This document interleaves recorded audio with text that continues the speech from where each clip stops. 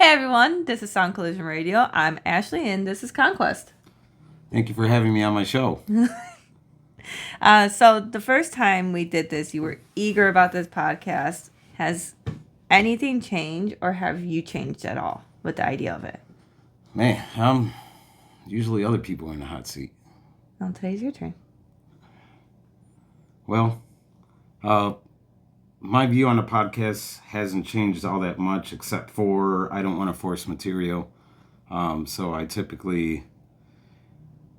feel like a nudge to talk about something, certain situations go on in my life that I end up, having a topic discussed on my podcast. It could be a Bible verse, a video that moved me, a certain situation that went on in my life, and then I just kind of go with wherever I'm being moved to move, to do it. So you're still excited about it? Yeah, I am. However, it's kind of dwindled on having like interviews. It's been more preachy, if you ask me. It's been That's more not a bad preachy. thing. I know, except for it is nice to have other people to, having the hot seat where I'm at right now, but to kind of get a wider view of where people are at in their life, and I feel like that aspect is missing. And I'd like to see more of it happen. But again, that's only moving when I feel the nudge to do so, or, things line up. That's when it takes place. Because it's nice to have a different set of opinions besides your own and besides, what you're hearing on a weekly basis. Yeah. Yeah. Again, like there's stuff that I understand about music, stuff I understand about life, and that's based on my own experience. So to hear somebody else's perspective, helps me. It certainly helps me, but it could probably, I feel like it could help other people too. I don't want them to just follow what I say. Right. I'm not, I don't feel qualified to tell people how to do stuff half the time. It's different. It's not like I'm a manager or a supervisor at a job where that's my job to tell them what to do, and lead them. But this is a totally different situation. Right, because your life is different from theirs and your situations are different. Yeah. Okay. Well, obviously, I know you're still very much involved in making music. There was a video post to talk about you basically wanting to quit, which I wasn't happy about. But There's a lot of people not happy. so obviously things have changed and you have gotten ideas after ideas. So what happened there? Well, I was working a job. This isn't my career, so to speak. So I don't sit at home and just figure out what I'm going to do. I don't script nothing. Most of my podcasts and music is unscripted. It's kind of in the moment. And when I feel that nudge I talked about. But during that time, I was working this job. It was manual labor, I was in the steel industry, pickling, and is a very tough job, very demanding, physically demanding, and the environment was very tough. Everybody's angry, nobody wants to wake up in the morning like, let me see if I can lift 50, 60, 70 pounds with a guy that can't stay the same speed as me or something like that. Because you work with a partner, but it was a very physically demanding job. And I do have health issues, which you know about. Yeah. But I have Ehlers-Danlos syndrome, and it's a physical situation. Like I've been told that at some point I end up in a wheelchair. Well, it started to take a toll on me, and I started questioning, like, how long do I got left? You know what I mean? So I started looking at things like what's important and time at home and family, and then trying to concentrate on how to, get myself healthy again, and making decisions like leaving the job. All that stuff started to take a effect to where I was just like, man, I started losing motivation to do anything. And music, there's a situation where, I've always heard, if your music starts to feel like a job, it's time to take a break. It's time to stop, because you're no longer doing it for the love, the passion, all that's gone. So I started to kind of go down that realm, where my mental capacity was only on my suffering. So I didn't see a need to continue. I felt like it was more of a burden. And like I said, I wanted to focus on the other stuff. So I kind of just made a decision where I was just like, that I can't do this no more. I got other stuff that's important that I need to focus on. And I think it's time to kind of just scale back and possibly call it quits, which was tough. Right. Obviously, God had different plans, and you're still doing it. Well, I quit that job. Took I was supposed to start a new job. Actually, a guy that I was supervising at that job, he left, went and got another job. Told me all about it. I asked questions, of course, because I was already thinking, like, I got to quit this job. It's shortening my lifespan. And I was like, man, I gotta do something else, because I want to stick around longer for my kids. And he's told me about this job, and I wasn't at all interested. I was like, man, I don't want to say below me, but I've had experience with so much other stuff that I'm like, man, I have more to offer than to, go spraying stuff, pesticides and things like that, that I'm like, I want to feel strong, and that doesn't, make me feel like I'm strong. It makes me feel like I just went and dumbed myself down. But the job ended up being, it's a physical job, on your legs and stuff. But I took this job and I started excelling in it, which was unexpected. I was nervous going into it. And while I was distracted doing all that, I noticed that my health started to get better. And not only did my health start to get better, all of a sudden, all these flow of ideas for music and even a couple of podcasts just started coming out of nowhere. Literally after I made the announcement that I was talking about stopping. It's not because you're a hypocrite. It's just the idea started flowing because you started getting the rest that you needed. For me, I'm Christian, and I feel like God was telling me, no, it's not time. It's not time for you to stop. It's not time for you to quit. And I gave you this talent, and I don't want you to just throw it away, because, again, I was just leaning on my own understanding and my suffrage at the time. So the more that this stuff started flowing, the material, and it would just be random. Sometimes it would just take me like 2 minutes. I have a whole song written, and it's just, I'm writing with the pen, and it's just going. I get a beat from, a couple of producers, and then I listen to the beat, and all of a sudden the words just start coming out on the paper, and I'm like, and not a paper, but I type on my phone, but it just starts going, like, it's rapid, Well, it's true, because I'll be doing dishes, and next thing you know, you're like, I wrote a song. I'm like, I've been doing this for 5 minutes. Like, it's not methodical at all, and it kind of just it stumped me, because I was like, man, I wasn't wanting to do this no more. Like, how is this even possible? And there's stuff that I talk about that it's tough stuff that there's some tough subjects that I didn't want to talk about, and all of a sudden there I was. Leaves you no choice. Yeah. So you go to a men's group every week. Do you think that has contributed to your journey in your music, or at all in your Christian faith? I think it contributed significantly to a point. When I started going to this men's group every Wednesday, as accountability group. Basically, you're supposed to discuss, like, my last job. If I exploded at my last job and I said some things I shouldn't have, relationship, between you and I, things that I'm struggling with.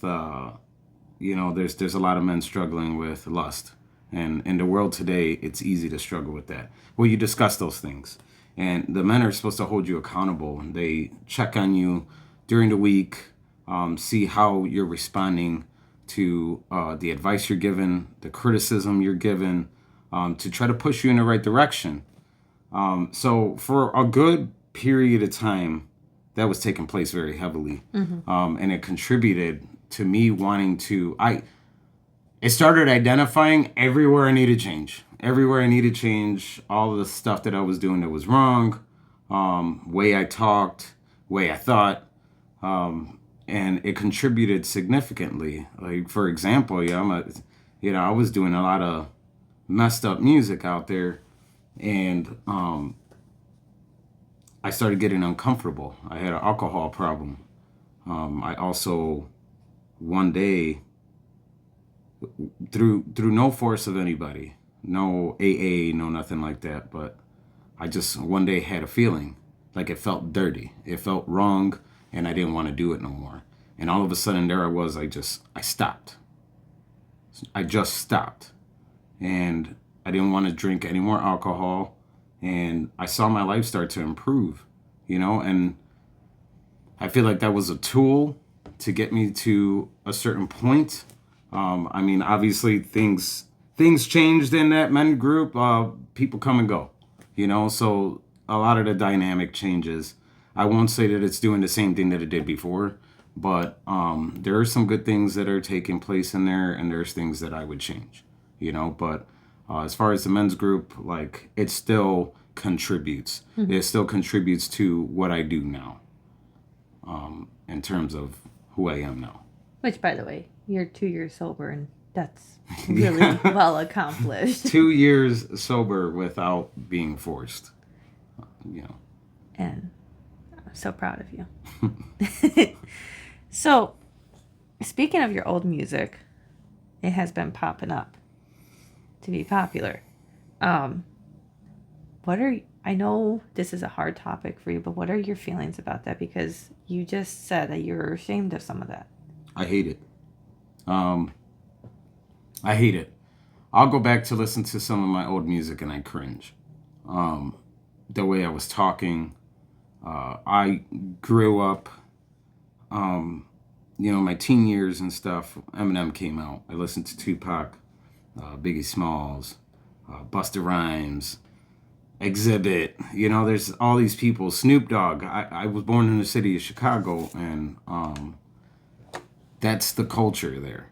To listen to that stuff, it's the gangster life. And being raised in that, and especially when Eminem came out, it's just like, man, this dude is saying everything, and he don't care. Whereas most people, they sit there and they're like, if I say that, somebody's gonna get mad or I'm gonna get chewed up. And this dude just didn't care. Which reminded me of Tupac, because he was doing the same thing. Just they were doing it differently, and so I got inspired by that. A lot of my music was starting to kind of look like his, sound like his, and even beef. Like I was doing disses and just trashing people, which I'm not proud of. Back then I was happy about it, because it was a different person. But now it's just like I look back, and I've had a few run-ins with some of the people that I trashed on there, and I've apologized. Like, I never thought I'd get that opportunity. I thought, well, I did it. I created an enemy. That's where it's going to stay, But some of them have taken the apology really well and even joke around with us in town now. Man, Happy to see us. And it's baffling because you did release some nasty stuff, like borderline Slim Shady. I said some stuff that, like, I could think of one lady in particular. And I'm not going to put her name out there, but we had a run-in at the gas station. I stopped her to get cigarettes and Red Bull. And I go to walk in, and there's this lady. She's about to pay at the register. And I said her name, and she looked at me. Her eyes opened wide and stuff. And I was like, I was flabbergasted. I'm like, I can't believe I'm having a run-in with this person that, like, a few years ago, um, her kids and everything were like, screw. We had a shouting match at another gas station, which is crazy, from the town that I was living in. So here we are, years later, and we're at a different gas station. And it's a totally different encounter where I'm sitting there like, and I'm explaining to her like, hey, I apologize. The way I acted, I shouldn't have. I wasn't in the right state of mind. And, gave me a hug and everything, gave you a hug, came to see you at the car. And it was just it was a weight lifted off my shoulder. Because when I moved to this town, some of the people that I had run-ins that I had beef with that lived in this town. And I'm like, man, what if I run into them? You know what I mean? What am I going to say? Because are they still in that old mentality? Do they still hate me? What have they gone through in their lives? And it just goes to show that, like, I was going through stuff and I didn't think about that they were going through stuff in their life. We tend to forget that part. So that old music, it started like popping up. Like, I got a distributor that I've been going through for a long time, and the music started. It's been out, We're talking 2021 and stuff like that, and then here it is. It's popping up. It's hitting number one out of my streams, and I'm like, why? Why do people got to go back there? I'm not that person anymore.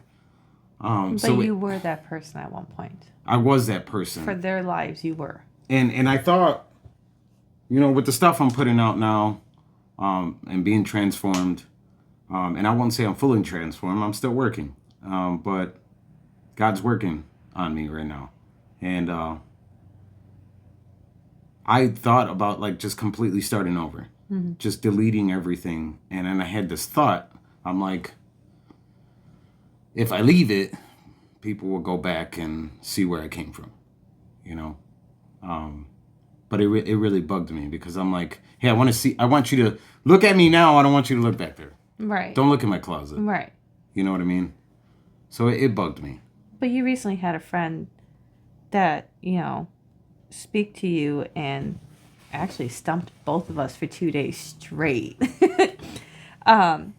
about what you want to do, about deleting all that stuff. And I think what he said was very important. So might as well, if you don't mind sharing that.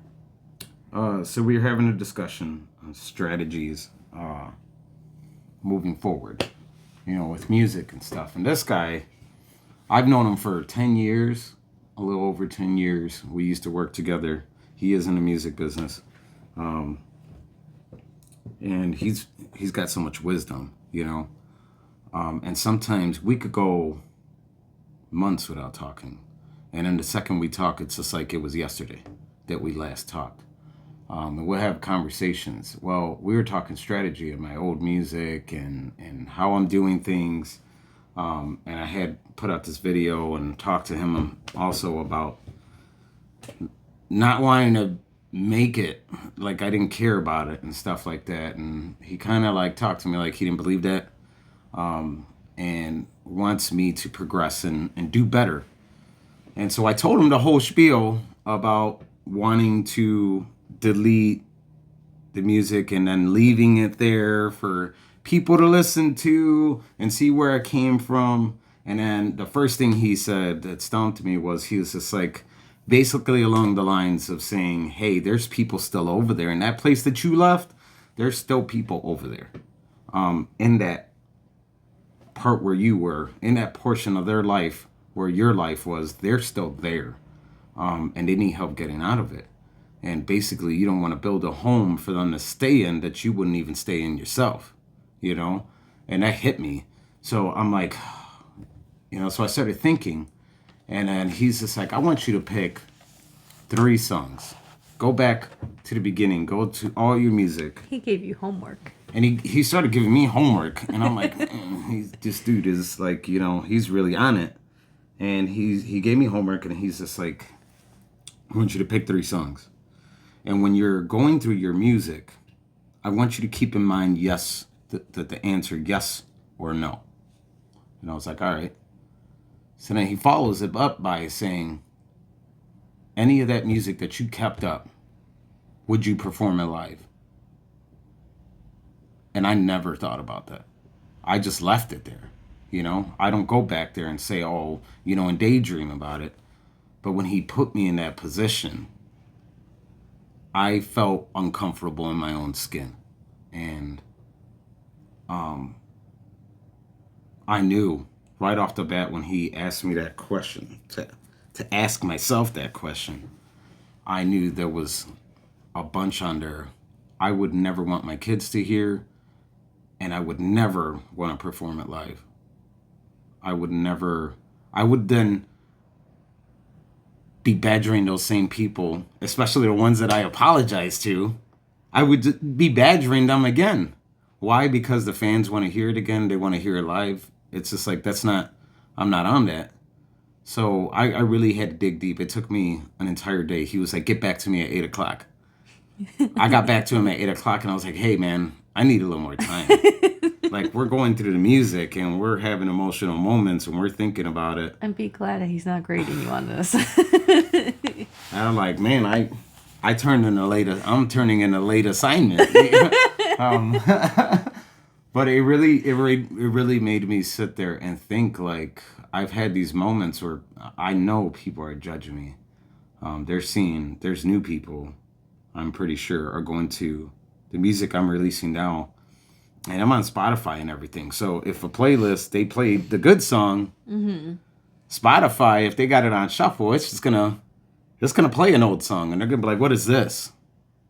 What is this? We never heard this side of him before. This ain't Conquest. That's the issue about artists nowadays, is that their music gets shuffled and they no longer are in that spot. And a lot of people don't look at the dates of the timestamp of when that song was released. And they don't know. It's not their fault. No, They don't know. They don't know if they're not really paying attention. Most people look at you and they judge you based off of your cover when they see you in that moment.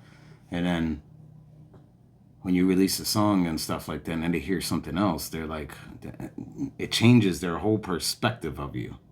And I did a podcast not long ago where I talk about that. Like, the second somebody's perspective of you changes, it could be something negative. 90% of the time, I'd go as far as saying 99% of the time, it's hard to change people's perspective of you once they get that negative. It's hard to get them away from that. So with that older music, and I'm over here doing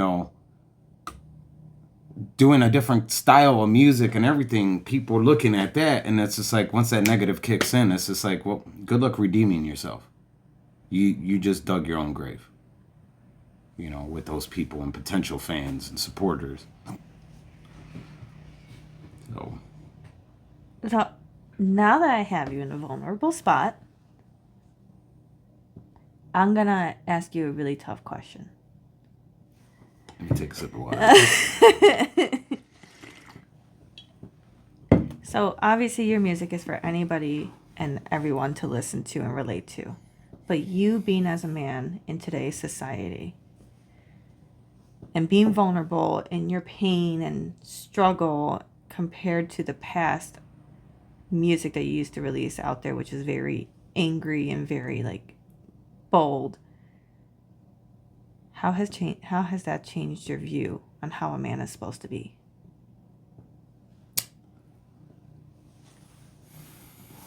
I think that how angry I was before, there's a lot of men walking around right now. They have cooped up anger.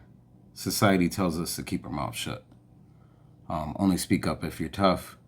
And that's to create a force, to be the lion,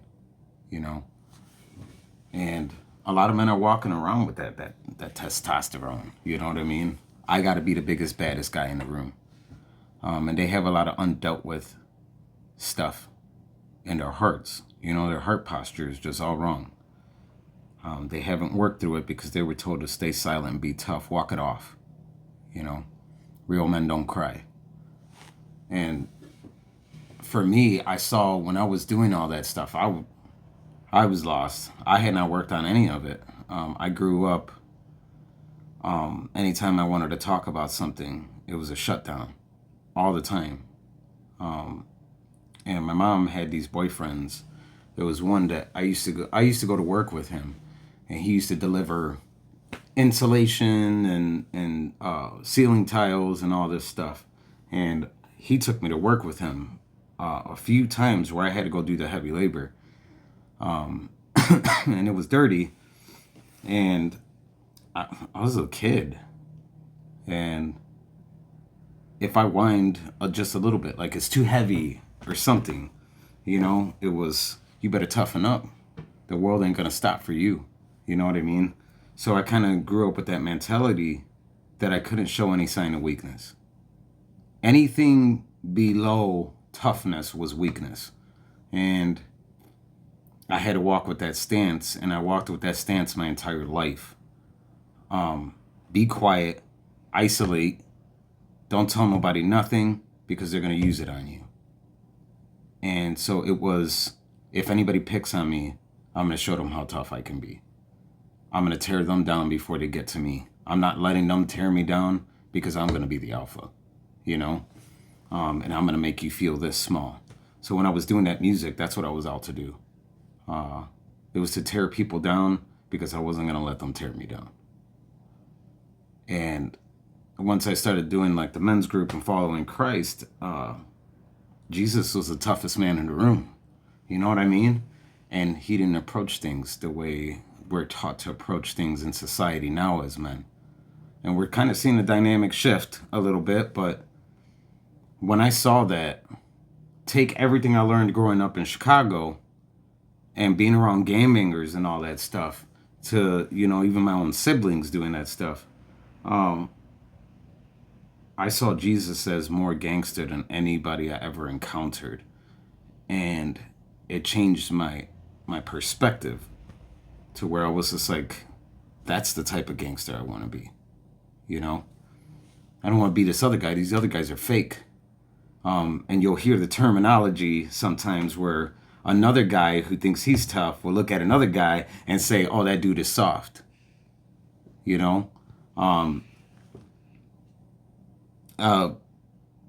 I think those dudes are soft. And I think anybody that doesn't try to resemble Jesus or be Christ-like is soft. Mm-hmm. Because the most gangster thing you could do is change your life from a perspective you have to the perspective Jesus told us to have. And it's an entire battle in itself. Like there's a saying in Ephesians about putting on the armor of God. There's a reason why we got to put on armor, because we got to battle every single day. So the most gangster thing you could do is battle every single day to become a better man. And basically what we've heard is to cut off your flesh. Yep. Destroy it and kill it. And most of these guys wouldn't even do that. In the real world, most of these guys would not battle themselves. So they battle the enemy, mm-hmm. which is an opposite gang member or something like that. But they will never battle themselves to become better. They will stay in that reality that they're stuck in, trying to be an alpha, but they're not even an alpha of their own selves. And to me, that's weak. So you're hoping that your music kind of touches them a little bit to be a little vulnerable? Yeah, I want them to be vulnerable. Because I think me battling myself the way that I did, like my previous albums, the two Wars from Within. There was War from Within 1 for Wars from Within, and then there was Jackbox. That was an entire battle. All that music was an entire battle I was facing, the things that I go through in my mind, and trying to fight it off. Mm-hmm. We all have inner demons and stuff like that. And unfortunately, I was putting them in the spotlight, and which was the wrong thing to do, but that's part of the battle. You're not going to see it's wrong until you recognize it. Right. And cut it off, like Pastor Phillips talks about with sin. And I want these guys to do the same thing. I think society could change if more people were doing that. Well, that leads to the next one about, at some point you decided you didn't want to be a part of this trend going on in the music. What is the trend like? how do you perceive the industry? I think I was on that realm. Um, I think most people want to do what's cool, what the audience wants solely, and that's it. 90% of the time, the audience don't even know what it wants. They just like the beat, They honestly. they just like the beat, but the thing is they don't even know where they're going. Right. So a music artist will come up with a new style, like we saw new wave come out, mumble rappers. A lot of people came out and started doing this weird stuff where they're not even talking about nothing. And that's where society went. It went that direction. We seen it go. Like, it was drastic. Everybody sounded like Juice World. And I'm like, man, this is crazy. Like, I didn't grow up on that. I grew up on lyricism. And I saw that diminish. And I saw the audience that was clearly blind. Clearly blind. And the industry was leading them to that by the promotions and everything that they were doing out there. They were telling people, hey, this is the new cool, go this route. And then the artists were following that trend. So then now they're all trying to top each other. I just saw it as a redundant issue that I didn't want to be a part of it. Like, oh, I got to be better than you and this and that. Why can't we just do music to inspire the audience, to get them to move in a positive direction? Talk about your problems if you want to, but there was just none of that going on, and I started seeing this issue where there was no versatility. So they see the audience likes this, it's a trend, they get stuck there. And once the audience moves away from that trend and goes into a different one, they try to squeeze into that new trend, the artist, but they attach themselves to that old trend. Then now they're running out of material. They ran out of things to talk about because it's not popping anymore. And I'm like, that's not something I want to change. Or that's not something I want to be a part of. I want to continue to just go off of whatever I'm feeling at the moment and not it be stuck on solely one thing. Like, it doesn't make sense. And I feel like the industry does that. And you get a lot of independent artists that do that. They're versatile. They'll move into different things constantly. Like Hobson was one of them. And the industry is a giant corporation, and you got this independent artist that's like a mom and pop shop, and the industry wants to crush them. You know? So I'm like, man, I don't want to be a part of that. Right. I think it's stupid. And we took away the focus of the audience, and eventually it just shifted to how can I make more money? Right. So now you're not caring about what kids are listening to. And it started like really shifting this society and today's kids into laziness, drugs, guns, worse than back in Tupac's generation and all that stuff. Worse than that. To me, it's just like it's 10 times worse. You know, there's no organization to it whatsoever. Like, everybody just wants to flock over to doing stupid stuff. They don't even think about it. No more. They just do it. That's how you end up with these music that, basically, I don't know how to describe it. Basically brainwashes people. Yeah, to where it's just like artists used to sit there and think. Like NF, for example, he'll take 2 years to do an album. And it's because he has OCD, so he'll sit there and he'll critique his music and try to get it perfect. He's putting his time into it. And then I watched a podcast recently where this one mumble rapper was talking about, oh, I just say whatever I want and I just throw the word yeah at the end of it so it could, sound like it rhymes and sound good. And I'm like, and then they just go and release it, and they didn't think about it, make sure that there was nothing, no work in it, no value. Yeah.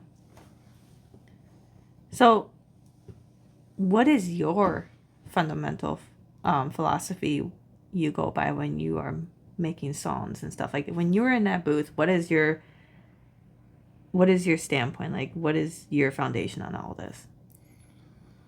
For me, I know I got to get the verses down immediately.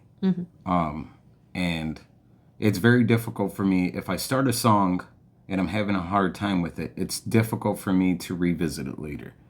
I lose interest, and then the next song comes. So when I write a song, I have to feel it. I have to be in it 100%. Like, I can't sit there and just make up the words. If it didn't flow out, the lyrics didn't flow out to where I could jot them down immediately, I don't want it. And not only that, sometimes it's not even my voice that I hear in my head when the lyrics are coming out, which is crazy to me. But I'll go inside the booth, and my overall thing is get the verse down on one shot.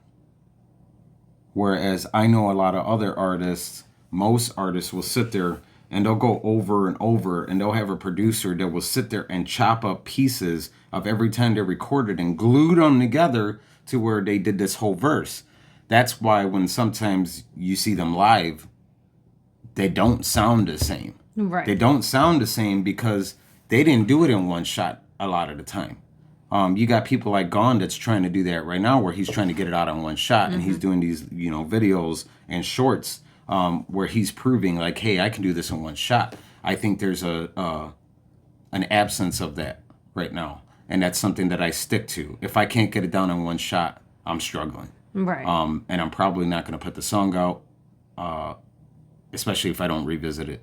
But because you've been holding on to some songs. I got a ton of songs that I've held on to, but a lot of times it works out, lately especially. I go in the booth, I'll get the first verse down, critique it, do whatever effects I need to do to it to boost the quality, and then on to the next verse, finalize the song, and then put it out. Okay. That's the only way I like to do music right now. So when you think about your legacy right now, besides your nice beard that you're growing out, not just an artist, but as a human, like, what do you hope people will say decades after you're gone like that? I know that's a tough thing to think about right now, because especially since you have kids and you hope for the best to be said about you. Well, with the kids, there's no directions. When you have kids, you don't get a manual. It's not like we purchase them at a store and we get told how to build them. Right. So I hope for the best, that I'm telling them the right things. Right now, it's pushing them in a righteous direction, teaching them about God, and being an example to them. Decades from now, I hope that when people think of me, they don't go to my past and that's all they saw. I want them to see the transformation. And if they were to say anything about me, I want them to be able to look back and say, this dude started off rough, but he fell in love with Jesus. That's amazing. That's the legacy that I'm hoping takes place with the transformation, You've done a lot. You've changed a lot over the years. I was a hothead. I was a nasty hothead. I could pick a fight like no other. And it always starts off with words. And a lot of times it's been making people feel small. And I could start a fight real quick and finish, That was my ultimate goal. I'm finishing this. You're not. Oh, yeah. We both have gone toe-to-toe with our worst selves. I think the toughest thing, and I know I changed, is sitting quiet and not saying nothing. Like shutting my mouth, and then soaking in it. I didn't do that before. And by the way, that shocks me. I go sit on my porch, smoke a cigarette, drink some coffee or whatever, especially every morning. I got to have that one-on-one with God. And I'll sit there and let him speak. I got to sit in silence for a bit. And sometimes I won't hear nothing. Bust out my YouTube shorts because I got off of social media. And all of a sudden a video of Pastor Philip Anthony Mitchell will pop up or something. And then it's just, bam, trigger. and stuff starts flowing. And I know that's God, because it's pushing me in a direction to do things right and not to do things wrong. Well, before we end this podcast, is there anything else you want to say? If you're doing music right now and you're unsure of where to go, maybe you're not on the path with Christ right now, I would direct anybody to try to have a conversation and ask God to show himself to you. Ask him to show you the things that you need to change in your life, and let him do that, and listen, but to watch for those subtle drops, because it's easy to miss. When we get stuck in our own understanding of things, we miss the signs very quickly, especially if we read books, anything like that. TikTok, society, everything is constantly telling you what you should think, but we never listen for what God tells us we should be thinking or how we should handle things. So I would encourage people to go that route. I think they'll see a blossoming that they've never saw before and that they never thought was possible. And they would stop selling themselves short. But it's that. All right. Let's do something we've never done before. Let's end the podcast in a prayer. You can go ahead and lead us. Oh, I get to lead in a prayer. Oh, it's All your right. podcast. All right. Dear God, I want to thank you for letting us have this conversation publicly.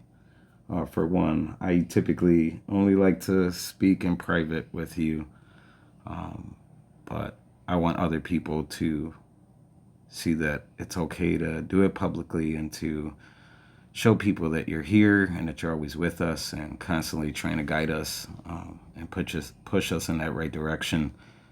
I pray that anybody listening to this, that this softens their hearts towards you, that they would seek you, and that you would give them those nudges that they need to hear you, to stop and stand still, to listen for you. I pray that anybody that's suffering or going through any suffrage right now, Lord, that you would just lead them to make the right decisions, to not just follow their own understanding, drop those gentle reminders that you're there to help them through it. I pray that anyone going through a battle to recognize that battle has already been won and they're not alone in those battles. I pray that you push people and encourage them to reach out to others and not to isolate, and to know the difference between solitude and isolation. Whereas solitude is important to listen for you when you speak, and isolation is hiding. I pray that they just find that exit door from hiding and seek you. I pray this all in your name, Jesus. Amen. Amen. Well, thank you for today.